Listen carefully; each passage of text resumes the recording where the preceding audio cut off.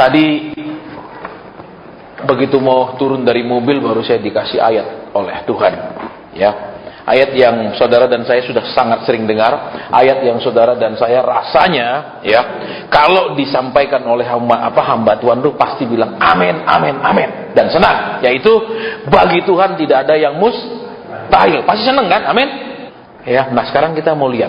Setiap saudara dan saya punya pergumulan, punya masalah. Kalau dibilang bagi Allah tidak ada yang mustahil, pasti bilang amin, betul? Betul, pasti senang, betul? Tetapi masalahnya adalah, saudara, di dalam hidup kita terlalu banyak hal yang rasanya di luar kuasa, di luar kendali, di luar kemampuan, di luar daripada kehebatan atau kebisaan kita untuk menyelesaikannya. Terlalu banyak, saudara, betul. Bahkan banyak dokter, saya katakan, orang-orang dokternya bilang bawa pulang, kita sudah nggak bisa obati. Bawa pulang, kita sudah tidak bisa obati. Di pelayanan saya di rumah sakit di Singapura, saya ketemu banyak orang yang disuruh bawa pulang. Mereka punya uang begitu banyak, saudara. Termasuk salah satu orang di Jawa Tengah, dia koma sudah 3 tahun di rumah sakit, salah satu rumah sakit di Singapura. Ya, dokternya sudah sarankan bawa pulang Indonesia. Tetapi karena dia sebagai suami takut kalau bawa pulang di pesawat terjadi apa-apa, dia tetap taruh istrinya di sana dan tidak pernah dibawa pulang. Dan tidak pernah terjadi kesembuhan. Sudah 3 tahun lebih, saudara, waktu saya pelayanan. Ya. Kemudian ada anak yang sudah kena leukemia, cangkok, sumsum. Pulang sembuh, kemudian kena lagi, saudara, menjalar. Dokternya bilang apa? Kalau sudah untuk kedua kali menjalar, ini sudah nggak ada obat, udah nggak bisa lagi. Saudara, begitu banyak hal yang mustahil, begitu keterbatasan manusia. Ya, nah sekarang masalahnya, saudara, kita lihat ya. Setiap Tuhan bilang tidak ada yang mustahil, kita akan bilang amin. Tetapi dalam fakta hidup kita banyak hal yang kita hadapi tidak bisa kita selesaikan sendiri. Nah, sekarang, saudara, ya, masalahnya bagaimana supaya yang mustahil sepertinya, yang tidak mungkin itu menjadi pasti terjadi. Itu yang penting, saudara. Ya, jadi kita mau belajar sekarang yang tidak mungkin kita rasakan, yang dipikirkan dengan pikiran kita, nalar kita, logika kita, ya, kecerdasan intelijensia kita, rasanya tidak mungkin. Itu bisa dibuat jadi bukan hanya mungkin, tapi terjadi. Nah, sekarang kita akan belajar di situ supaya jadi kekristenan itu, saudara, tidak hanya berhenti kepada teori agama. Kristen itu tidak hanya berhenti kepada penghiburan. Kristen itu tidak hanya berhenti kepada janji-janji Tuhan. Tapi Kristen itu akan masuk terus kepada realisasi janji, penggenapan janji. Ya, kemudian apa lagi? Semua yang Tuhan katakan itu terbukti. Itu yang penting. Ya, baik. Sekarang kita mau lihat kebenaran firman Tuhan, ya. Dengan cepat, saudara, ayatnya sudah hafal semua, rasanya bunyinya seperti itu, ya. Lukas pasal 1 ayat ke-37 dan 38. Ya, Lukas pasal 1 ayat 37 dan 38. Demikian bunyi firman Tuhan.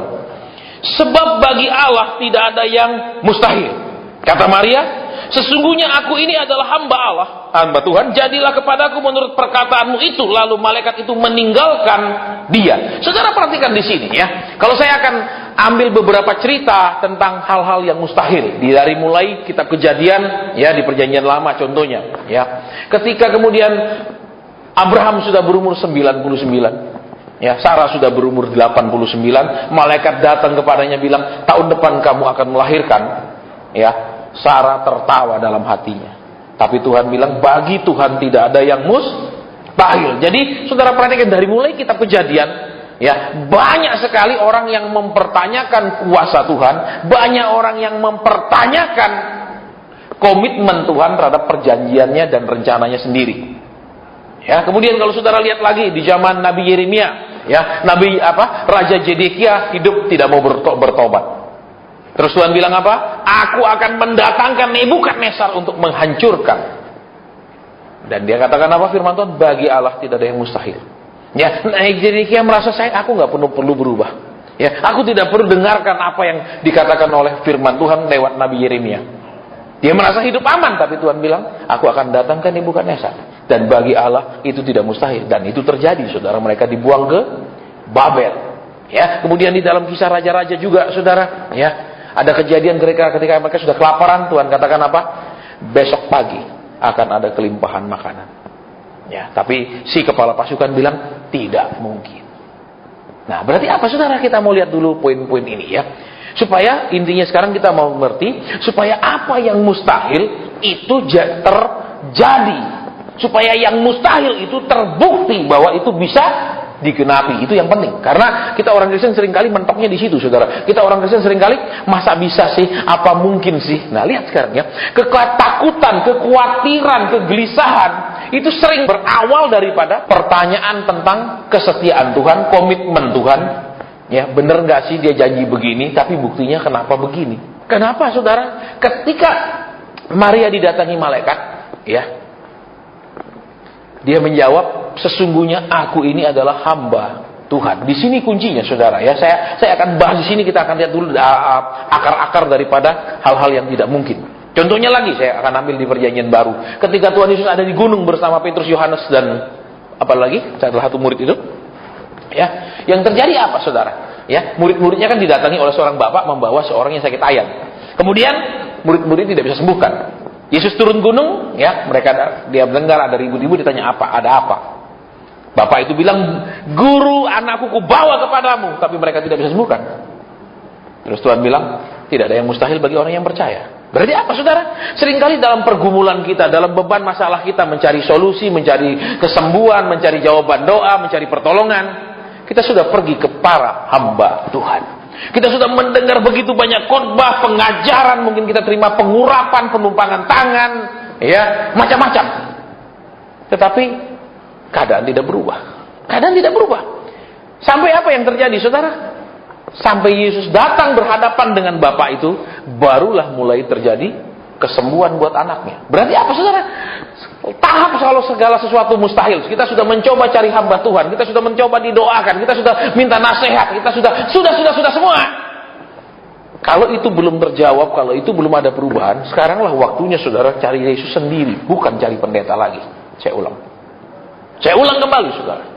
Ya, karena banyak orang Kristen ini, saya ulang-ulang ini, ya. Dia berpikir pendeta itu adalah guru les untuk mengerjakan PR anak. Bukan guru les untuk mengajar anak mengerjakan PR, tapi guru les hanya dipanggil, Pak Guru, anak saya ada PR, tolong kerjakan.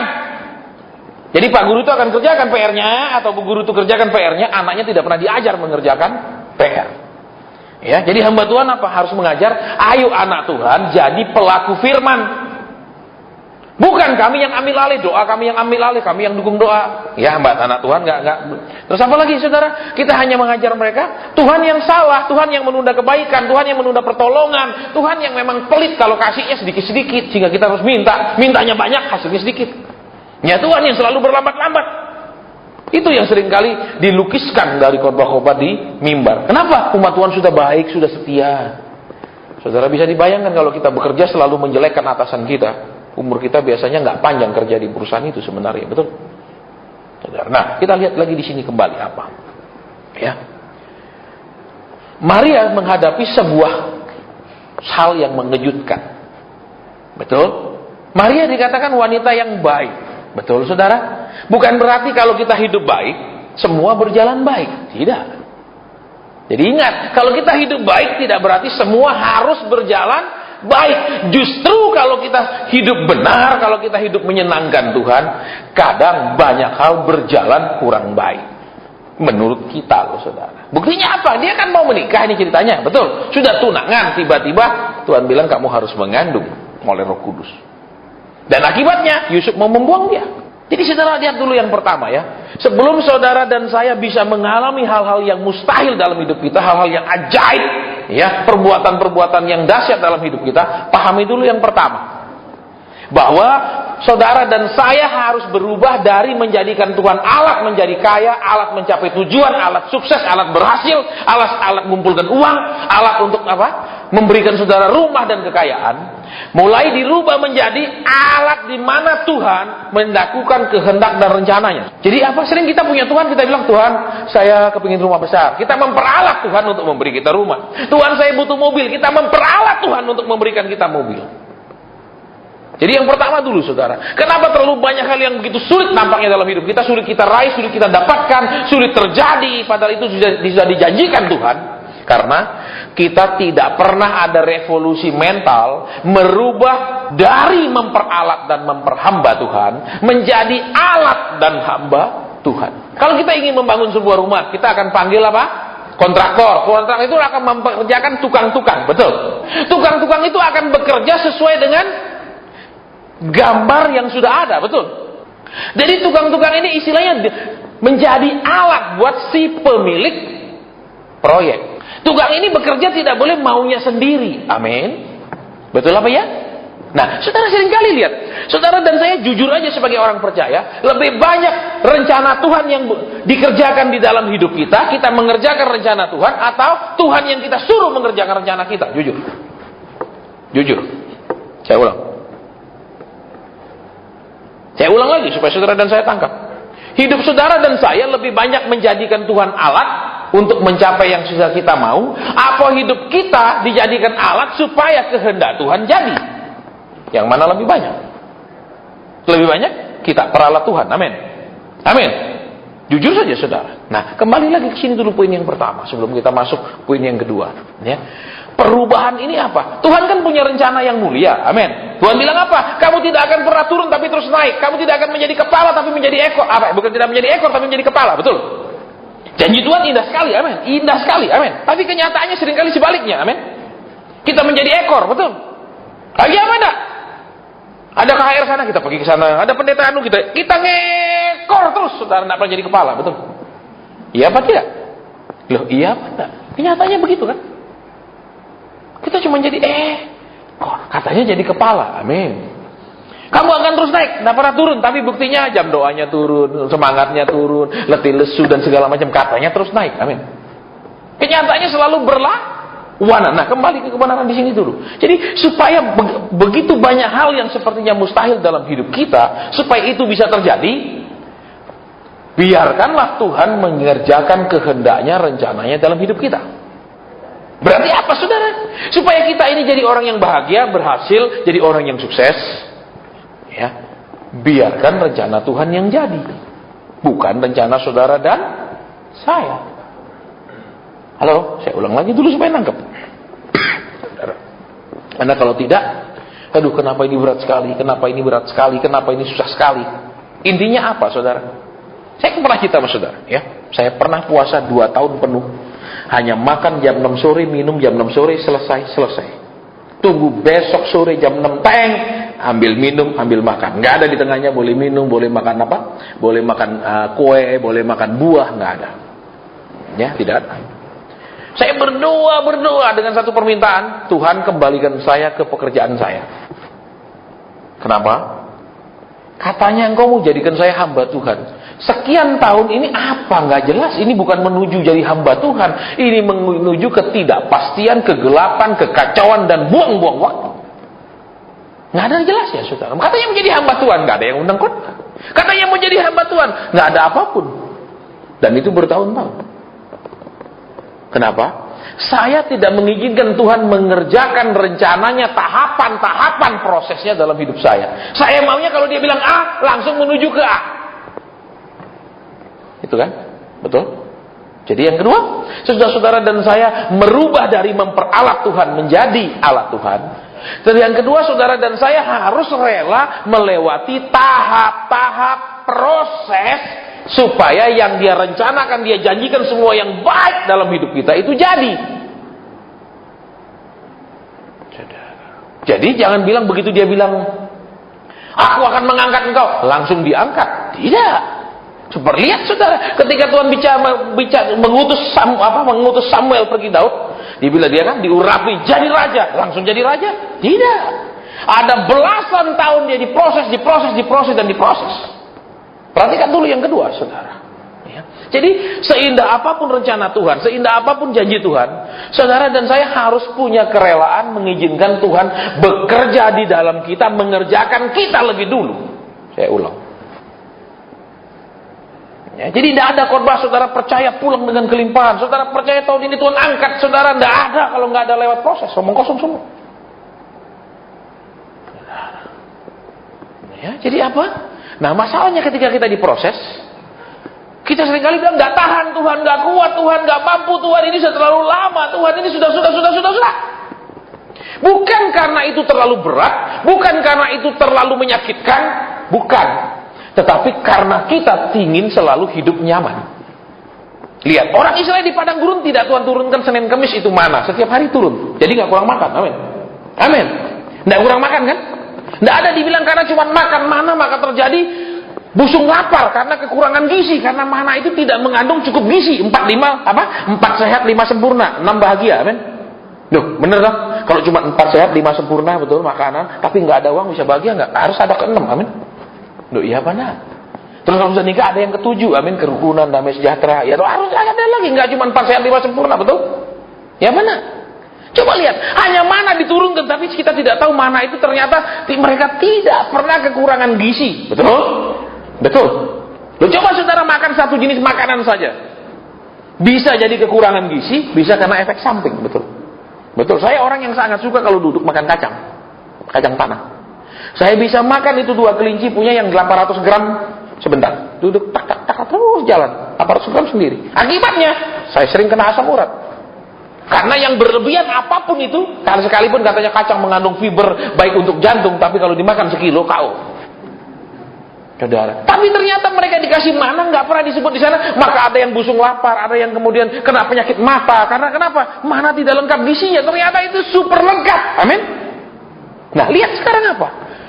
Mereka makan dikasih cukup. Amin. Nggak kelaparan. Cuman masalahnya kan mereka bosan makanan itu. Amin. Ya. Saudara dan saya ketika diproses, Tuhan tidak langsung matikan saudara, peras saudara, tutup semua sampai saudara mati karena kelaparan. Amin. Enggak kan? Enggak kan? Cuman hati ini tidak bisa terima rasa sakit, ingin nyaman, ingin lega. Itu yang bikin rasanya tambah sakit. Betul? Betul? Loh. Kalau kita punya watak seperti pepatah Jawa, nerimo. Ya sudah Tuhan, kalau ini prosesnya enteng. Yang bikin tambah berat itu adalah kita mau berontak. Itu yang bikin tambah berat. Duh, betul apa ya? Lihat di sini, saudara, poin yang kedua. Ya, Tuhan mau mengerjakan. Nah, proses-prosesnya tahap dia kerjakan itu membuat kita rasa tidak tahan. Bukan sebenarnya kita tidak tahan, karena kita tidak mau, karena kemauan kita kenyamanan, kemauan kita yang enak, yang menyenangkan. Bukan masalahnya tidak kuat. Tolong perhatikan. Ya, ketika saya diproses, saya bilang saya tidak kuat Tuhan diproses seperti ini. Kenapa? Saya punya karir hilang semua, gaji saya hilang semua. Kalau sudah nggak ada kerjaan, nggak ada gaji, harga diri hancur. Reuni sekolah nggak berani muncul. Kenapa? Ditanyain, ntar kamu di mana sekarang? Aduh, mending saya nggak muncul daripada ditanya di mana. Tapi kalau kita berhasil, kita mau tunjukin sama teman-teman, halo, kamu di mana? Aku sekarang begini. Begitu manusia, saudara. Tapi kalau gagal, disembunyikan kepalanya seperti penyu, betul? Masukin kepalanya ke dalam badannya. Betul, saudara? Iya. Jadi apa? Lihat di sini poin yang kedua. Keinginan yang berlawanan dengan kehendak Tuhan, keinginan harapan yang berlawanan dengan proses yang harus saudara dan saya jalani. Ini yang bikin gak tahan, gak kuat. Bukan masalahnya tidak kuat dan tidak tahan. Saya mau ulang sekali lagi sama saudara. Hanya masalahnya saudara dan saya ini tetap menjadikan apa? Hatinya itu Tuhannya, bukan Tuhan di dalam hati, tapi hati kita jadi Tuhan. Betul? Betul saudara, saya gitu, saya bercerita sama saudara kan. 2 kali pimpinan saya di Jakarta bilang balik ke perusahaan. Karena saya keluar, ya tidak ada masalah di perusahaan. Saya punya prestasi yang bagus sekali di perusahaan. Itu saya pindah perusahaan, ya dia tetap mengharapkan saya balik. Mau di mana? Los Angeles, New York. Berangkat. Tawaran yang menarik. Saya mau lari. Kenapa? Saya kan sudah kehilangan harga diri. Saya sudah kehilangan status. Saya sudah kehilangan penghasilan. Karir saya sudah nggak jelas. Ketika diproses Tuhan, saya tetap makan, saya nggak kelaparan, saudara. Tapi ini kan bagian-bagian yang saya tidak bisa ketika dihancurkan. Bagian-bagian yang lebih baik saya nggak makan daripada nggak punya harga diri. Lebih baik saya katakan, ya, punya status, punya karir, walaupun duitnya nggak ada. Daripada ini semua nggak ada, duitnya nggak ada, karirnya nggak ada, statusnya nggak ada, semua tidak ada. Alias nganggur total, tidak ada kejelasan. Yang sakit apa? Gengsi kita sakit toh, nggak punya gengsi sama sekali ketemu orang, betul? Minder sekali, iya kan? Betul. Jadi masalahnya bukan di masalah yang berat. Tuhan bilang apa? Aku tidak pernah mencobai kamu melebihi kekuatanmu. Berarti pencobaan itu selalu apa, saudara? Takarannya di bawah kekuatan. Dilihat lebih kuat ditambah lagi, dilihat lebih kuat ditambah lagi supaya benar-benar kuat. Loh, saya ulang. Jangan berpikiran ketika Tuhan janji, pencobaanmu tidak pernah melebihi kekuatan. Berarti kau selalu bilang gak kuat, Tuhan gak kuat. Maksud Tuhan apa? Sekarang kau kuat angkat 5 kilo, tambah jadi 6 kilo. Sekarang kuat angkat 6 kilo, tambah 7 kilo. Supaya tambah kuat, bukan? Ya sudah, kekuatanmu berapa kilo? 3 kilo. Ya sudah, aku kasih percobaan 2,5 kilo. Selesai. Bukan, saudara. Justru Tuhan bilang tidak apa? Dia yang terus memperkuat hidup kita, memperkuat rohani kita, memperkuat iman kita. Makanya caranya apa? Lihat saudara, vaksin itu apa? Bibit penyakit yang dilemahkan, disuntik ke dalam badan, betul? Betul? Nih ada 2 perawat di sini. Vaksin itu apa? Bibit penyakit yang disuntikkan ke dalam badan. Penyakit itu dilemahkan dulu supaya kenapa? Dari badan itu ketika masuk nanti menciptakan antibodi. Supaya badannya tambah kuat. Yang dimasukin apa? Penyakit. Bukan obat. Nggak ada orang kasih vaksin obat, itu goblok. Betul? Vaksin itu mesti apa? Penyakit. Betul? Ini tanya, benar-benar mereka di sini perawat di sini 2, benar nggak? Vaksin itu penyakit yang dilemahkan. Berarti apa? Saudara dan dikasih penyakit sama Tuhan. Diizinkan ada penyakit kekurangan, penyakit pergumulan, penyakit masalah. Tapi penyakit itu sudah dilemahkan oleh kuasa Yesus. Supaya saudara dan saya imannya semakin bertambah. Itu justru ada terjadi kekuatan, bukan tambah lemes. Justru divaksin kena vaksin cacar, kena cacar. Nah ini vaksinnya keliru berarti. Betul? Justru kuman cacar yang dimasukkan, bukan vaksin. Saudara, nah kembali ke sini, saudara dan saya lihat kebenaran yang kedua. Ya, saudara dan saya seringkali tidak rela Tuhan mengerjakan sampai tuntas apa yang Dia mau dalam hidup kita. Tetapi kita selalu mau Tuhan cepat tuntaskan keinginan kita. Tetap berikan, bereskan pergumulan kita. Sehingga tidak pernah Tuhan bisa mengerjakannya dengan sempurna di dalam hidup kita. Perhatikan di sini. Kita sudah terbiasa dengan khotbah-khotbah yang lucu, yang tidak ada di Alkitab, walaupun dibaca di Alkitab, tapi pengertiannya tidak pernah ada di Alkitab. Harus seperti itu. Banyak orang bilang, ikut Yesus jalanmu lurus dan rata. Tuhan bilang, ikut aku, pikul salib. Betul? Dihilangkan. Oh, kalau pikul salib, sorry, ini hilang, ini salah terjemah, atau ini kebanyakan terjemahan, dihapus. Ya dah. Terus Tuhan bilang apa? Di bumi ini kau banyak menderita. Oh, ini dihilangkan, ini sudah tidak berlaku. Begitu kan? Coba saudara coret semua isi Alkitab itu, bagaimana jadinya? Sisa apa? Sisanya paling Yudas bunuh diri, amin. Saudara, coba lihat kebenaran di sini yang kedua. Ya. Maria bilang, aku hamba Tuhan, jadilah. Dia izinkan Tuhan bekerja di dalam hidupnya. Dia nggak bilang, nggak bisa Tuhan, ini nggak ngawur, ini tidak benar. Aku hidup orang benar kok jadi begini. Ini tidak layak terjadi dalam hidupku. Aku tidak layak mendapatkannya. Aku tidak punya salah. Iya kan? Saudara merasa apa? Kalau Tuhan membawa kita dalam keadaan yang kurang menyenangkan kita, itu sebagai hukuman. Apa salah saya? Apa salah saya? Betul. Kalau Maria bilang, salah saya apa Tuhan? Saya perempuan baik-baik yang benar dong. Dia tidak, dia bilang akulah hamba. Poin yang ketiga. Ya. Jadi kita sudah belajar 2 poin. Poin yang ketiga. Dia bilang aku ini hamba. Berarti apa saudara? Dia bukan hanya rela Tuhan mengerjakan hidupnya, bekerja di dalam dia lebih dulu, tetapi dia juga rela. Saudara lihat di sini. Jadilah menurut perkataan Tuhan. Berarti apa? Dia menjadi pelaku apa yang dikatakan oleh Tuhan. Kalau kita pilih-pilih, kalau firman teguran kita nggak kasih tanda stabilo, tapi kalau firman janji kita kasih, betul? Betul. Jadi perkataan Tuhan kita pilih-pilih. Yang baik kita aminkan, teguran kita tengking, betul? Dia bilang jadilah menurut perkataanmu. Perkataan Tuhan yang disampaikan lewat malaikat. Kalau kita jadilah perkataanku dalam nama Yesus, aku imani, aku kelam janji Tuhan, aku perkatakan ayat-ayat. Itu ngawur. Betul saudara? Kan berapa waktu lalu ada ibadah menengking bencana di Indonesia, mana ada hasilnya bencana, gombal semua. Betul? Saudara lihat di TV bencana-bencana terus di Indonesia. Mana hasilnya? Omong kosong semua itu. Saudara, karena kenapa? Kita memperkatakan ayat untuk menyuruh Tuhan bekerja. Bukan ayat itu kita perkatakan untuk mengingatkan kita apa yang harus kita kerjakan. Itu bedanya. Ya, jadi coba kita kembali poin yang selanjutnya. Maria bilang aku ini hamba. Berarti apa saudara? Kenapa terlalu banyak hal yang mustahil terjadi dalam hidup kita? Kembali, kalau yang awal tadi kita dengar apa? Kita punya otak ini loh memperalat Tuhan. Karena aku punya Tuhan, ayo muluskan. Karena aku punya Tuhan, ayo lancarkan. Karena aku punya Tuhan, ayo balaskan Tuhan. Ayo hancurkan. Tuhan tuh bingung, aku jadi apa sih? Kadang kau ingin aku jadi bom menghancurkan, betul? Kadang kau ingin aku jadi bulldozer bikin jalan, betul? Tuhan tuh bingung, aku ini jadi apa sebenarnya? Lihat saudara, ya baik. Jadi yang ketiga saudara lihat apa? Inti dari semua proses yang saudara dan saya harus lalui adalah menciptakan karakter hamba. Jadi jangan nyanyi apa yang lagu yang itu, inilah yang apa yang hati sebagai hamba. Kenyataannya Tuhan melihat apa kau nyanyi apa hati sebagai hamba, keliru. Hatimu memperhamba engkau terus, betul? Aku tidak kuat, aku tidak bisa.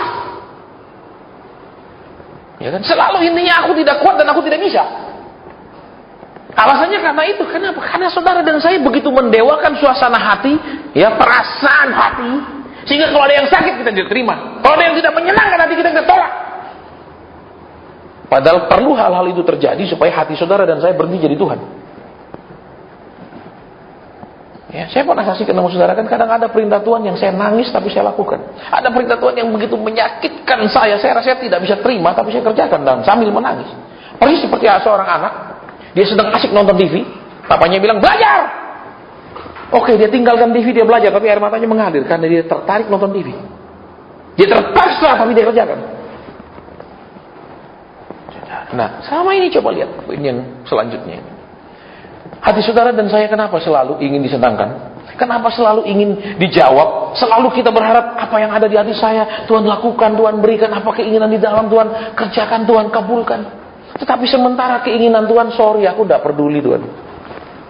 Ini keinginanmu, sorry tidak sesuai mauku. Ini lo harus melewati, maaf aku tidak mau, aku tidak bisa Tuhan, ini berat. Coba lihat kalau saudara dan saya sudah menikah. Kalau ada satu pihak menang sendiri, pihak yang lain pasti sesak, betul? Betul enggak ibu-ibu? Betul enggak ibu-ibu? Kalau suamimu menang sendiri aja sesak enggak? Apalagi hatimu enggak apa-apa, memang saya diciptakan untuk menghormati dia. Amin. Begitu hatimu? Ada ibu-ibu begitu di sini? Pasti betul, padahal enggak asma tapi tiba-tiba gejala asma semua, betul? Ya enggak saudara? Lah, Tuhan aja saudara, ini kan hubungan kita dengan Tuhan itu hubungan kasih, betul? Loh, namanya kasih ada tuntutan nggak di dalam kasih itu? Ada kan? Nggak mungkin aku terima sepenuhnya apa adanya, nggak mungkin, ayo. Betul apa iya? Betul. Saya pernah terima itu foto WhatsApp saudara, ya sepasang suami istri lagi duduk di rumah yang sangat jelek. Istrinya ngeluh apa? Yang kenapa dulu kamu nggak berterus terang bahwa kamu orang miskin? Suaminya jawab apa? Kan sudah aku bilang kaulah milikku satu-satunya waktu itu dan kau bilang, oh aku bahagia mendengar. Dia bilang betul. Ya, dan memang dia miskin sekali waktu dia pacaran. Dia bilang kaulah milikku satu-satunya. Si perempuan, wah haleluya. Ternyata emang laki ini nggak punya apa-apa. Begitu nikah dia nyesel. Kenapa kamu nggak bilang kau nggak punya apa-apa? Kan sudah dibilang kamu milikku satu-satunya katanya. Betul, karena salah mengerti rayuan, dipikir ini rayuan, tapi itu kenyataan. Betul saudara? Banyak perempuan kan rayu seneng, ya tapi begitu tahu itu kenyataan marah. Ngerti saudara? Baik, kita lanjutkan sedikit. Ya, poin yang ketiga ini loh saudara. Tuhan mau apa? Kenapa begitu banyak hal mustahil dalam hidup kita? Karena kita tidak menjadi hamba. Tolong diperhatikan. Tapi ketika saudara dan saya mau jadi hamba dalam arti mau nuruti seperti poin yang tadi kedua, tahap-tahapan perjalanan hidup yang Tuhan rancang, itu terjadi. Banyak saudara dan saya sudah terima janji Tuhan, terima nubuatan lah, apalah, terserah lah itu palsu atau benar dah. Pokoknya saya nggak urus palsu benernya. Ya, tetapi kenapa itu tidak terjadi? Karena saudara dan saya tidak mau melewati tahap demi tahap demi tahap demi tahap. Maunya loncat. Itu terjadi. Dengan cara apa? Jalan tahap-tahapan yang harus saudara dan saya lalui. Kalau dibilang ini harus lalui, wih tidak bisa Tuhan, aku tidak bisa, ini lalukan. Saya bilang tidak lulus tahap ini nggak bisa masuk tahap selanjutnya. Tidak lulus tahap selanjutnya nggak bisa masuk lagi tahap selanjutnya. Tapi Pak, saya sudah terima pengurapan sukses. Oh iya, itu hasil akhirnya. Betul, lebih baik saudara menerima pengurapan lulus tahap demi tahap daripada sukses. Itu omong kosong. Ya. Nah, kembali lagi poin di sini. Sikap hamba. Sikap apa?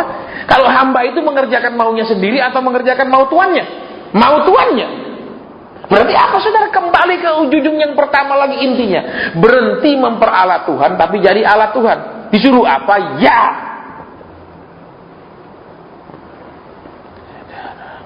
Ya, jangan Pak, tolong doakan. Benarnya apa? Tuhan engkau suruh kerja. Betul? Kali disuruh kerja Tuhan tidak bisa. Amin? Amin? Loh, iya apa ya? Ya, makanya bulan kemarin kakak rohani saya WhatsApp saya dengan kalimat yang sederhana. Jangan kompromi, tetap tegas. Karena banyak orang itu kata, Pak doakan saya. Ya udahlah, saya kasihan, saya doain. Pak doain saya doain. Sekarang enggak lakukan perintah Tuhan, enggak ada doa. Saya bukan dukun. 2 hari lalu, habis dipijat hari Sabtu, saya ketemu satu orang pengusaha. Ya, yang kenapa? Apa yang Tuhan katakan dia lakukan. Dan dia melihat apa yang merupakan hal yang mustahil buat dia, itu menjadi kenyataan, itu menjadi kejadian yang terjadi dalam hidup. Pertama saya ketemu dia, Tuhan bilang, aku akan berikan kau pabrik yang baru. Dia bilang, saya nggak punya dana apa buat pabrik, dan buat apa buat pabrik lagi. Dia merasa itu mustahil. Dia merasa juga tidak satu dari ekonomi, dari keuangan, buat tidak ada duit. Yang kedua, dan kalaupun bisa mau pinjem bank, buat apa bangun lagi. Tetapi yang buat dia mustahil, buat dia nggak perlu terjadi. Ya, perusahaan-perusahaan besar sekarang order di dia, pakai nama perusahaan-perusahaan itu barangnya. Dia lakukan. Kemudian berapa bulan lalu saya ketemu, Tuhan bilang apa? Belikan istrimu Mercy. Dia bilang, Pak, saya sih pengusaha, tapi cash saya nggak pegang. Itu semua berupa produksi barang, dan itu berupa piutang ke itu, mengutangi agen-agen. Saya pegang tunainya enggak. Tuhan bilang, belikan istri. Akhirnya dia ambil langkah iman, dia inden sebuah Mercy yang di Jawa Tengah itu cuma ada 3 biji saat ini. Hanya 3 biji di Jawa Tengah di data kepolisian. Dia punya 1. Dia inden, dan kesaksiannya dia bilang, apa Pak? Begitu saya inden barang itu, dalam 1 bulan Tuhan kasih saya 1 miliar lebih, dan saya bisa bayar itu mobil. Sambil dia menangis, dia cerita. Kenapa? Mustahil buat dia. Tapi ketika dia menjadi hamba melakukan yang Tuhan suruh, itu tidak mustahil bagi dia. Kemudian Tuhan bilang sama suaminya, tahun ini juga mobil Fortunermu itu dilepas, karena tahun ini juga Tuhan akan ganti mobil itu apa namanya, Land Cruiser terbaru yang 1,6 miliar. Gimana caranya Pak? Tuhan kasih tahu, sekarang kau harus beli mesin untuk memproduksi barang ini. Dia bilang, oke, saya berangkat ke Cina beli. Tuhan bilang, no, ada orang yang menjualnya di Jakarta. Pergi Jakarta beli. Dia bilang, tapi di Jakarta selisih banyak Pak dengan di sana. Tuhan bilang, beli di Jakarta, cepat produksi barang itu. Tuhan tidak hanya bilang, oh kau diperkaya, kau diberkati, tapi nggak pernah dikasih tahu apa yang harus dilakukan. Nah, saudara kan selalu dengar khotbah, pulanglah Tuhan akan memberi, tapi tidak pernah dikasih tahu saudara harus kerjakan apa. Saudara tunggu dan tunggu dan tunggu, sedangkan Tuhan tunggu saudara kerjakan bagian saudara. Jadi lihat di sini, semua kita ingin diangkat Tuhan, semua kita ingin diberkati Tuhan, semua kita ingin hidup, maaf, bukan hanya cukup, tapi berlimpah. Ya kan? Kalau saudara disuruh pilih cukup atau berlimpah, semua orang pilih berlimpah. Betul. Tapi jalan-jalannya mau nurut tak? Itu loh, makanya Maria bilang kuncinya supaya yang mustahil itu tidak mustahil. Makanya waktu Maria dibilang, kamu akan mengandung, bagaimana bisa? Dia bilang, bagaimana bisa? Aku belum bersuami. Tidak mungkin. Tapi lihat di sini, aku ini hamba. Berarti aku ini bisa diperintah. Aku ini akan nurut kalau diatur. Aku ini akan kerjakan kalau disuruh. Berarti apa saudara? Mulai sekarang rubah orientasi kekristenan kita dari mencari firman janji, mencari firman apa yang menjadi bagian yang harus kita lakukan.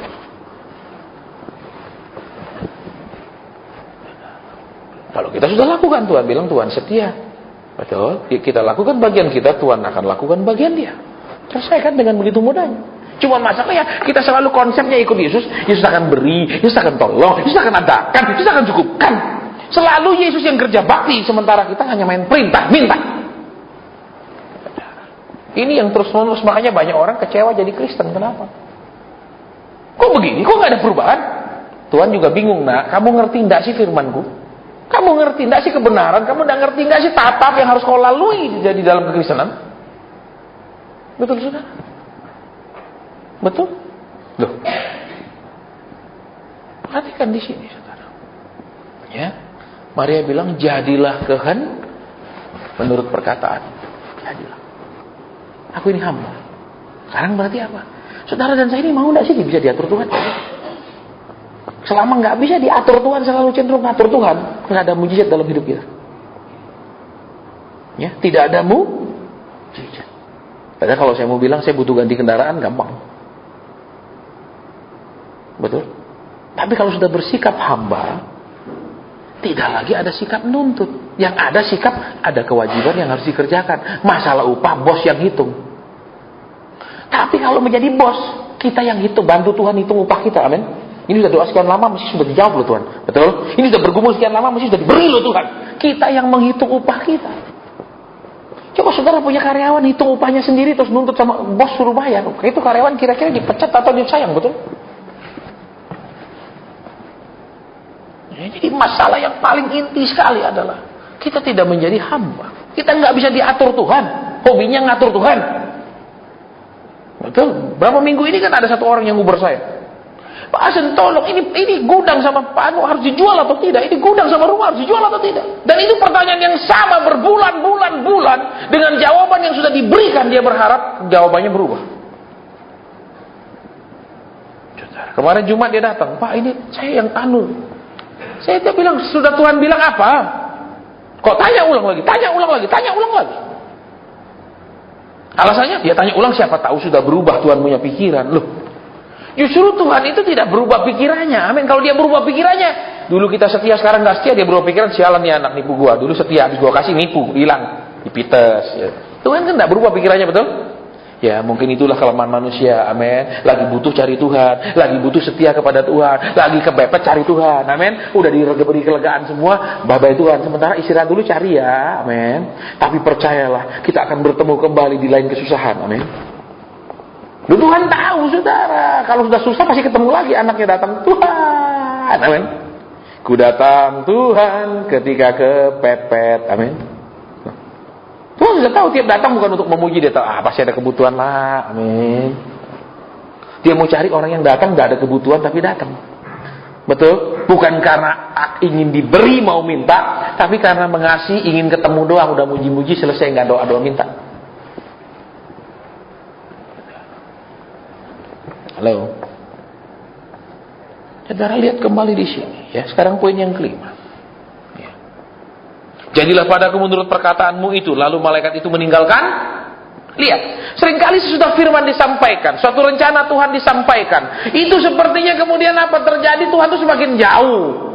Malaikat ini pergi dong, tidak bilang, oke, aku selalu menceraikan kamu sekarang. Kamu akan lihat, kamu akan mengandung. Ketika Yusuf mau menceraikan kamu, mau tak tampar Yusuf, gitu. Nah, ditinggalkan. Sekarang dia seorang diri. Berarti apa ya? Poin yang selanjutnya.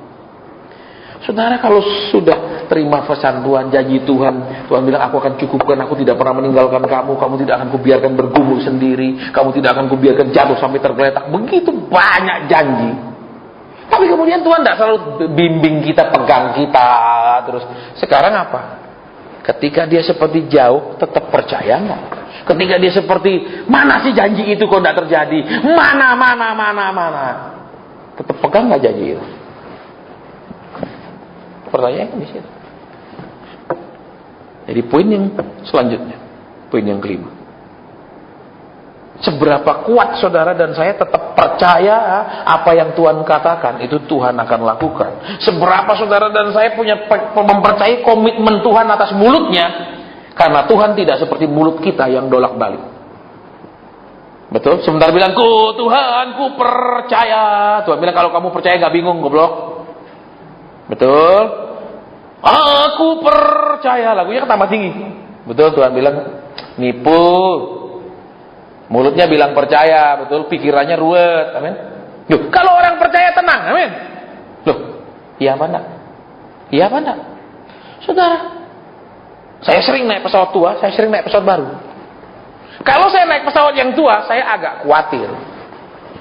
Karena pernah waktu kami pelayanan di daerah Sulawesi Tengah, ya, itu kan Bandara Mutiara Palu itu kan kalau mesti muter di gunung untuk landing.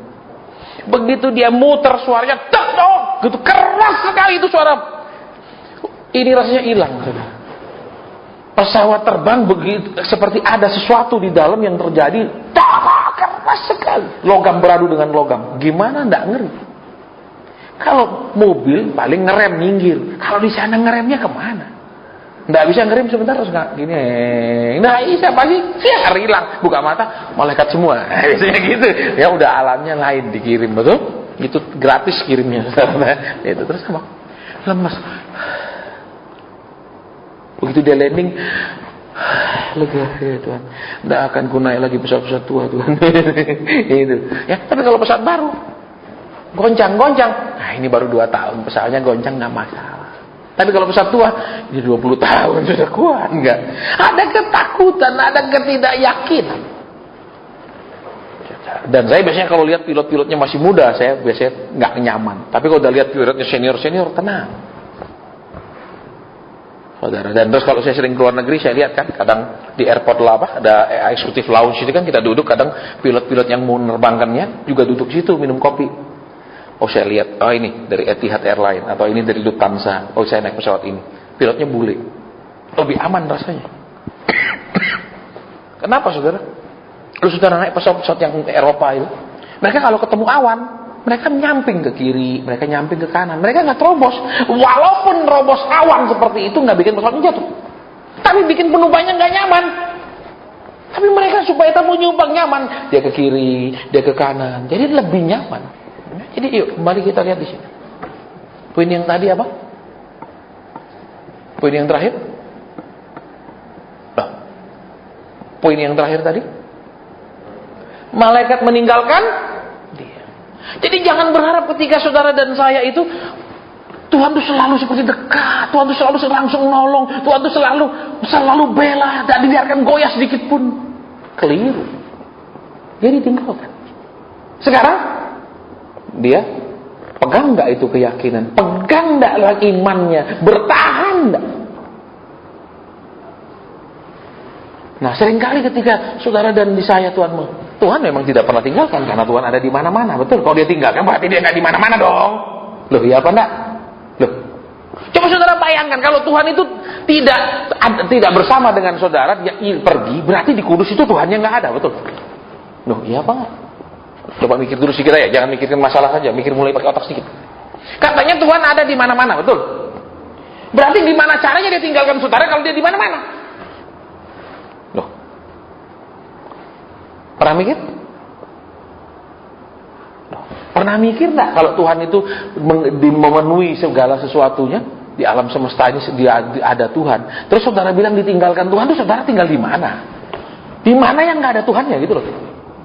Di neraka, kan? Betul. Berarti orang-orang yang seringkali merasa dirinya jauh dari Tuhan, itu sudah mulai merasakan suasana neraka KW, betul? Saudara, perhatikan di sini. Ya. Dia ditinggalkan. Sekarang dia mengandung, betul? Calon begitu si tunangan tahu, ya, ini bukan perbuatanku ini, ya, tak tinggal lagi, tak buang. Dikasih mimpi. Ternyata Yusuf itu dikasih mimpi aja nurut, saudara. Amin. Dikasih mimpi aja dia nurut. Ini Kristen dikasih teguran, dikasih firman Tuhan, dibentang kali mimbar, dah nurut, saudara. Betul. Diperingatkan lewat mimpi saja dia nurut, saudara. Coba perhatikan. Nah kita ditonggur dari firman, mungkin perintahnya sampai uratnya keluar, ya ini sound system dibesarkan, ya, tetap aja nggak nurut. Ya, perhatikan di sini. Ya, firman bilang ditinggalkan. Saudara dan saya harus ditinggalkan oleh Tuhan dan mengalami rasa seperti Tuhan, tinggalkan saudara dan saya. Supaya kenapa? Kalau dia selalu berserta dengan engkau tidak akan pernah tahu hatimu butuh Tuhan atau tidak. Betul? Coba lihat suami-suami, istri-istri. Begitu istrinya mati atau suaminya mati baru bilang, saya ingat betapa baiknya dia. Padahal dulu ngomeli dia siang malam. Betul? Nggak bertengkar siang malam, begitu mati baru. Dia baik, dia sabar kepada saya. Dia ngalah kalau kami bertengkar. Itu semuanya telat. Itu kan kejadian sering. Saya pernah saudara seorang hamba Tuhan terkenal konseling sama saya. Suaminya udah meninggal. Dia bilang, Pak Asep, begitu suami saya meninggal baru saya ingat dia begitu baik sama saya. Dia selalu mengalah kepada saya. Terus saya bilang, Ji, terus selama hidup gimana? Ya saya tidak pernah merasakan itu. Loh, aneh tak? Aneh tak? Betul? Kalau selalu Tuhan beserta dengan saudara, selalu kemana-mana sama saudara, saudara tidak tahu bahwa saudara punya cinta nggak sama dia. Tapi kalau dia menjauh, ya nggak apa-apa, biasa. Itu nggak ada cinta.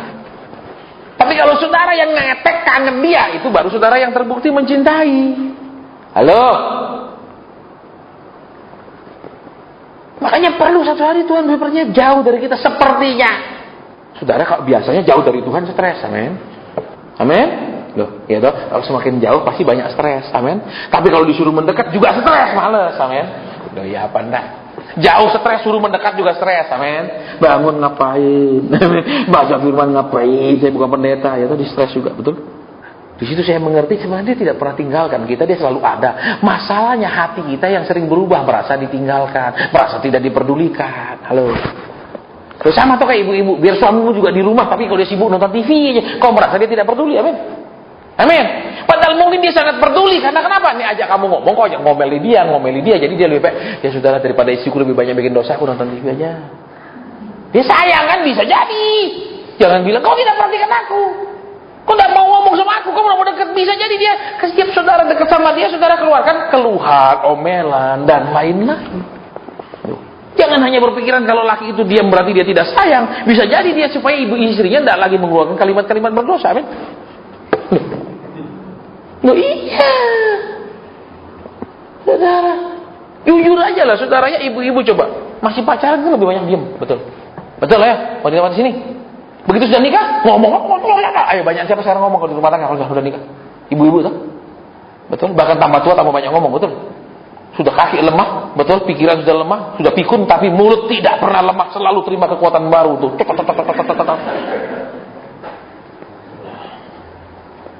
Ya kan? Kembali ke situ.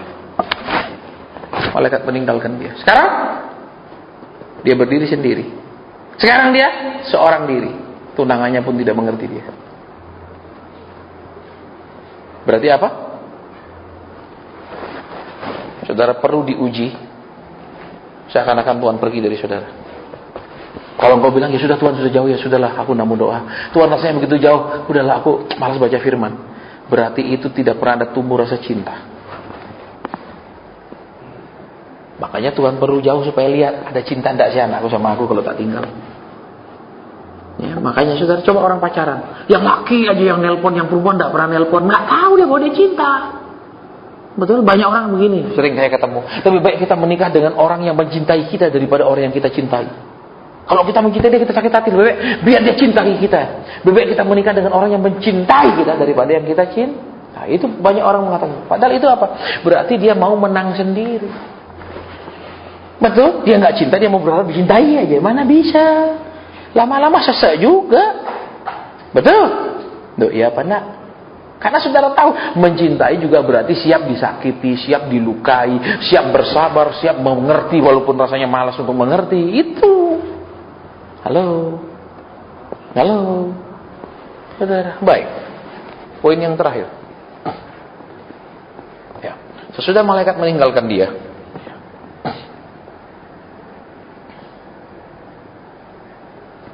ya, berapa waktu kemudian berangkat Maria langsung berjalan ke gunung menuju sebuah kota dan itu terus sampai bawah. Ya. Ketika lihat itu mendengar salam Maria, apa? Sudah itu apa? Terjadi dia mengandung. Ya dah. Apa? Sebenarnya ketika saudara dan saya seperti ditinggalkan oleh Tuhan, itu sebenarnya Tuhan sedang memproses sesuatu untuk melahirkan sesuatu dalam hidup saudara dan saya. Ya. Saudara ingin melihat itu lahir, nampak terjadi, itu butuh waktu. Poin yang terakhir, terlalu banyak orang gagal di dalam menunggu. Di Alkitab dicatat begitu banyak orang yang gagal menunggu. Begitu banyak orang yang buat kesalahan ketika menunggu. Contoh yang paling terkenal, Saul. Betul, Samuel bilang tunggu aku 7 hari. Pada hari ke-7 pagi-pagi dia sudah mempersembahkan persembahan sendiri. Begitu selesai itu persembahan dibakar, Samuel tiba. Tuhan tidak pernah terlambat, tapi dia sudah gagal. Dia tidak percaya Tuhan tidak pernah terlambat. Ya, dia buru. Di perjanjian lama yang mundur lagi ke belakang, Lot. Tuhan belum bilang inilah negeri yang ku berikan kepada keturunanmu. Lot sudah memilih lebih dulu lembah Yordan. Dia tidak mau jalan lebih jauh lagi masuk Kanaan. Dia tidak sabar. Dia pikir ini tanahnya. Dia pilih. Dan dia keluar dari Sodom menjadi manusia yang tidak punya apa-apa, tinggal dalam gua. Dia tidak bisa menunggu sampai Tuhan tunjukkan ini tanah negerinya. Kemudian kita lihat lagi di firman Tuhan, orang-orang yang tidak sabar menunggu. Gehazi. Ya. Elisa sudah memberikan contoh bagaimana dia melayani Elia. Kemudian Gehazi diangkat oleh Elisa. Tetapi dia tidak sabar menunggu untuk jadi hamba Tuhan yang diberkati. Maka ketika Naaman sembuh, dia meminta-minta. Orang-orang yang selalu ketidaksabaran menunggu waktu Tuhan angkat, waktu Tuhan jawab, waktu Tuhan beri kepada mereka. Ya, makanya zaman sekarang pelajaran percepatan, cepat. Termasuk cepat mati, karena semua cepat. Betul, kalau saudara bawa mobil cepat juga bisa tabrakan. Amin. Semua cepat, jadi resiko lebih tinggi. Mereka semua tidak sabar. Mereka semua ingin instan, semua lebih cepat, lebih baik, semua bilang lebih banyak, lebih baik. Makanya ada satu ayat mengatakan apa? Teladanilah hidup para nabi yang dengan kesabarannya mendapatkan yang dijanjikan. Lihat di sini, ujian yang terakhir, saudara, sesudah saudara lewati step 1, step 2, step 3, step 4, step 5, saudara akan masuk menunggu waktu. Rasanya saya sudah berdoa, saya sudah percaya, sudah melewati begitu banyak penderitaan, saya sudah setia, saya sudah. Dan bilang, iya nak, sudah semua. Tetapi waktuku belum tiba. Saudara lihat Yudas. Dia orang yang tidak sabar. Dia bukan hanya maling, tetapi dia tidak sabar. Kenapa? Begitu di dalam Kisah Rasul dikatakan apa? Orang-orang membawa harta bendanya dan meletakkannya di kaki Rasul. Rasul begitu limpahnya itu harta benda. Kalau dia nunggu aja nggak usah nyuri dengan sabar, amin. Nggak usah jual Yesus untuk mendapatkan 30 keping. Dia juga ikut menikmati semua berkat itu. Betul saudara? Orang-orang yang tidak pernah mau menunggu waktu Tuhan. Orang-orang yang kemana-mana cari doa, bagaimana dipercepat.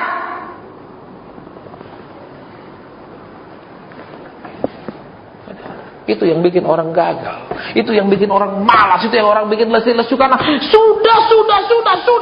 Tuhan bilang iya, semua sudah. Tapi waktunya belum tiba.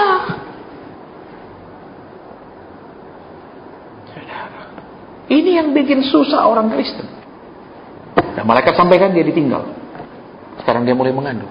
Betul? Ketika dia mulai mengandung, seperti wanita, mulai terlambat 1, 2, 3 bulan, langsungkah bayi itu keluar setelah bulan ketiga?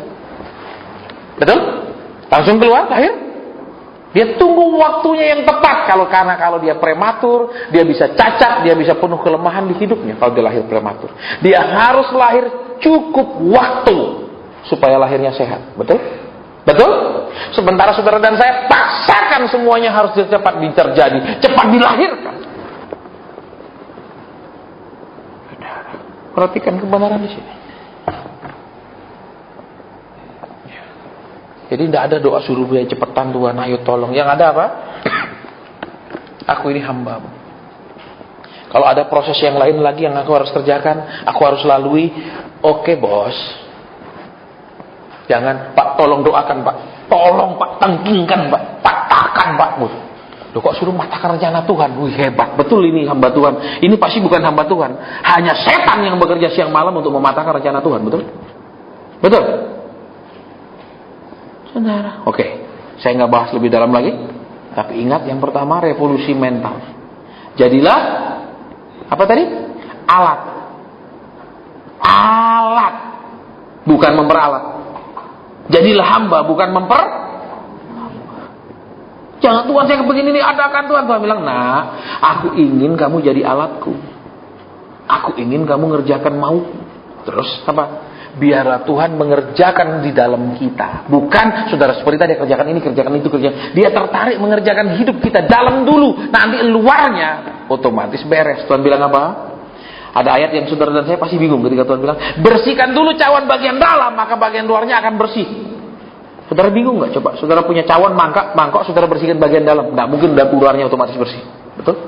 Betul, nggak mungkin. Harus juga luarnya dibersihkan.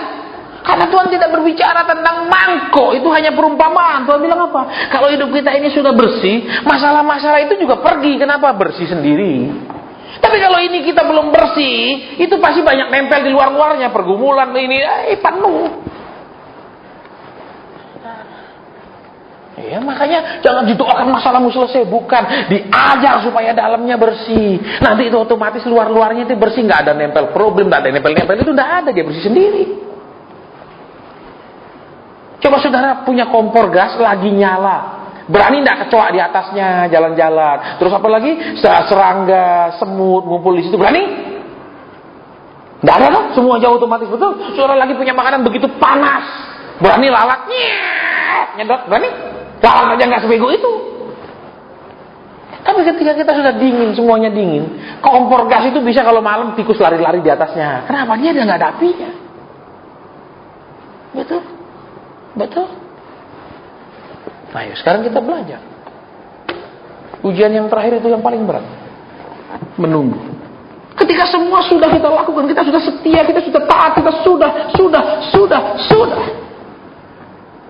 Tetapi bukan berarti ketika sudah kemudian Tuhan merubah waktunya menjadi dimajukan, atau ketika kita tidak taat dimundurkan.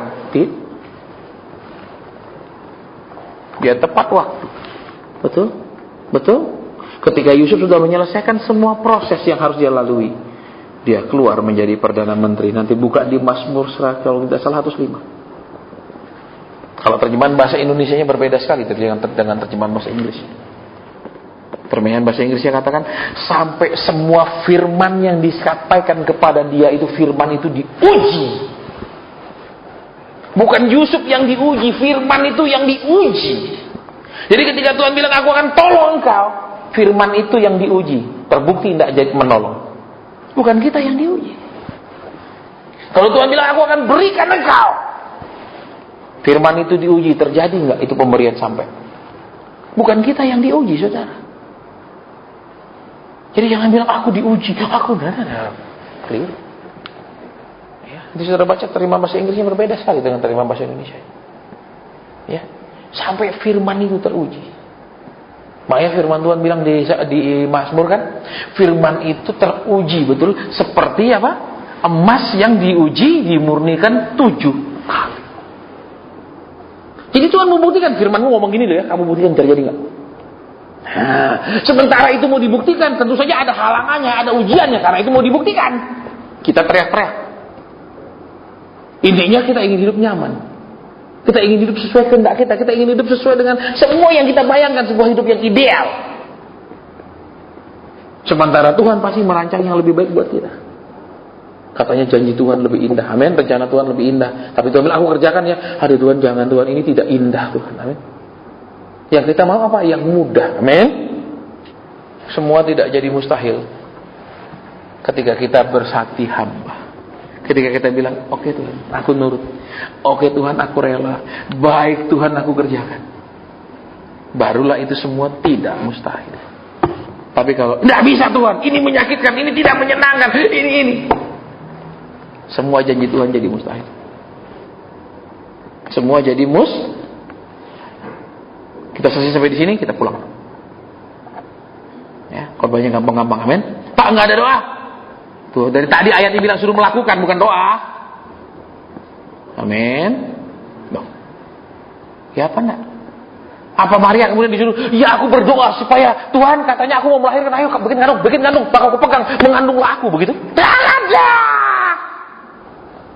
Betul? Loh iya apa enggak? Ada nggak ayatnya begitu? Tuhan bilang aku akan mengandunglah. Oh, diimani terus dipegang-pegang, begitu gosok ininya supaya terjadi. Gitu? Enggak. Itu otomatis kan? Nah, makanya apa?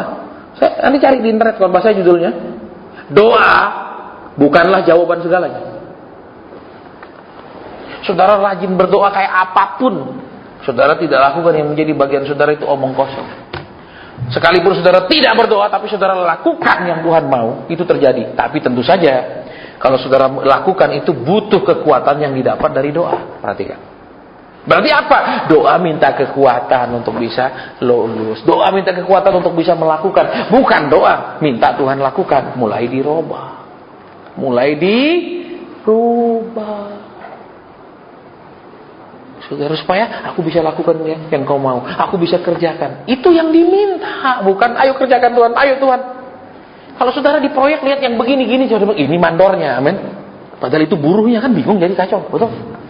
Ini udah kebalik semua, betul dunia ini. Tapi saudara senang dengar khotbah kalau pendeta itu membalikkan keadaan, betul? Maksudnya Tuhan itu jadi kuli kita, betul? Kau perintah saja dia akan berikan. Kau imani sih, kau perkatakan ayat-ayat itu dia nanti kau tuntut dia, betul? Kok Tuhan diperlakukan seperti itu? Tuhan itu siapa? Kita punya penghargaan kepada Tuhan. Ingat Tuhan bilang apa? Aku membalas orang menurut perbuatannya. Saudara hargakan Tuhan, Tuhan menghargakan saudara. Saudara cinta Tuhan, itu wajar karena dia sudah lebih cinta lebih dulu. Tapi sering cinta bertepuk tangan sebelah, betul?